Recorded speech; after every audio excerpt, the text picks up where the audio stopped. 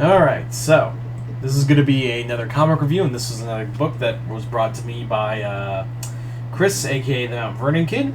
And as always, Chris, thank you so much for these books. And today we're going to be talking about Strange, Volume 2, The Doctor Strange of Death. Now, this is part of the Jed MacKay Clea series that started with The Death of Doctor Strange, and is kind of all building up with Jed MacKay, who I think is now writing the new Doctor Strange book. Yeah. Jed MacKay is slowly becoming one of my favorite writers over at Marvel. Definitely having a lot of good stuff behind him. And looking forward to his Avengers run. Hopefully it won't be like Jason Aaron, who writes single characters better than doing a team book. I'm hoping that's the case. But yeah. So for reference, Doctor Strange had died in an event called The Death of Doctor Strange, and Clea had taken his place. Clea took his place as the Sorcerer Supreme, and in the first volume, essentially what is going on is that things called revenants are being brought back by a group called the Blasphemy Cartel, and she also encounters these revenants are also being fighting this being called the Harvestmen, who, shocker, turns out to be Doctor Strange, who is now the Herald of Death, who wants these revenants destroyed as well. Everybody got that? Yeah. So this continues that story. Now, this is the last issue. This is the second and final volume, issues 6 through 10. And I got this feeling that Jed MacKay wanted to write a lot more to this. He wanted to add a lot more to the story. I really do feel like he wanted to add more to the comic. But for what he was given for 10 issues, I really do think he handled his shit pretty well. I think he did a excellent job balancing these books. So the second half is more talking about the Blasphemy Cartel, as well as Clea's now open war with them. And we learn more about this villainous group, the Blasphemy Cartel, as well as finding out more about the Harvestmen, which is, of course, Stephen Strange. I do like that there's some fun stuff in here, like there's this issue of that's focused on Wong, that's treated like a magic noir kind of story, where it has him getting help from both Black Widow and Jean Grey, which is team-ups I never thought I'd see in my life, and it's totally fucking awesome. We also have Clea instantly figuring out who the Harvestman is and finding out it's Steven, which I wish we got in the comic, but oh well. MacKay only had 10 issues, so he was like, fuck, I gotta write this part. But I do like how... I wish they also went into how Clea figured out that it was, that the Harvestman was Steven.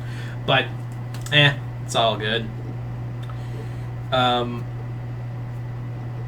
The Blasphemy Cartel continued to be one of the best villains in here. It turns out that they were ex-members of a branch of S.H.I.E.L.D. called WAND. And WAND was in charge of all magic. And the Blasphemy Cartel was led by a guy known as Director Nunn, and this is actually really cool. It actually, I love the thing of how they kind of make that correlation that when the KGB fell, they became gangsters, and then when S.H.I.E.L.D. fell, WAND became the Blasphemy Cartel, and they actually were so good at it, they used a IMD, an incantation of mass destruction.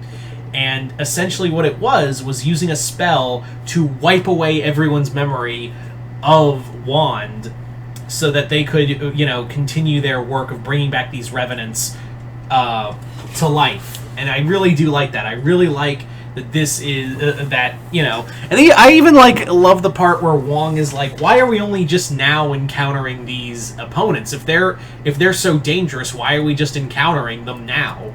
And I'm like, yeah, I wish we could get more of that. Whenever we get a new writer who creates a new villain, they're like, yeah, you've never heard of before, but they're really dangerous, and now they're only told through whispers. And I'm like, yeah, that's really dumb. I figured they'd be seen sooner.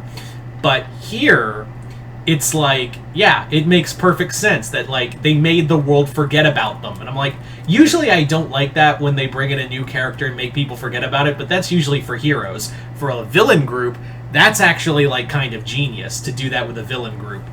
And what they do, what the Blasphemy Cartel is doing with these Revenants and who they bring back as Revenant Prime is actually kind of makes sense. And I was like, that's who we're, like, I knew, like, I kind of figured out who Revenant Prime was, but what they're doing with it and what what Blasphemy Cartel is building to is probably being looked at in the Jed MacKay Doctor Strange book.